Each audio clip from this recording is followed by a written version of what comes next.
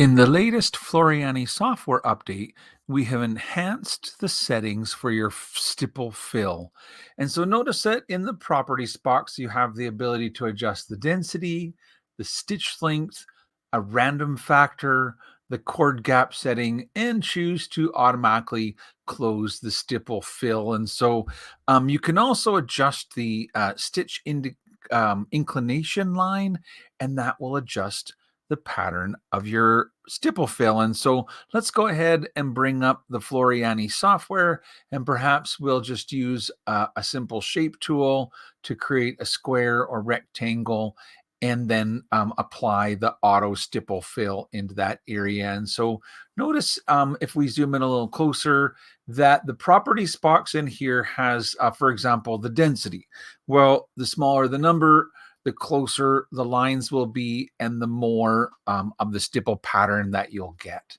Along the line, you can adjust the stitch length. It's currently set at 3. If I set it to 2.5, then we'll get shorter stitches along the line.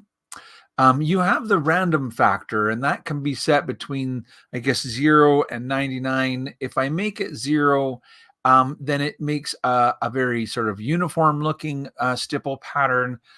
If I increase that up to, let's say, for example, 90, you'll see that it makes it much, much more randomized. And so, 50 would be somewhere kind of in between. And so you can adjust all of these parameters. And the next one is called the chord gap. And the chord gap refers to how closely the stitching should stay to the sort of corners along the pattern.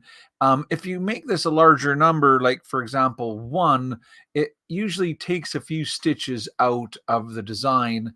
And if you make it smaller, like, decimal 2 or decimal 3, then it will get a little bit more organized and add a few stitches. You can change from the select tool to your shape tool, and that will show you the direction of the stipple inclination. And when you change that inclination and right click, it will adjust the way the stippling sews. And so you can use that to interact with the pattern of your stipple.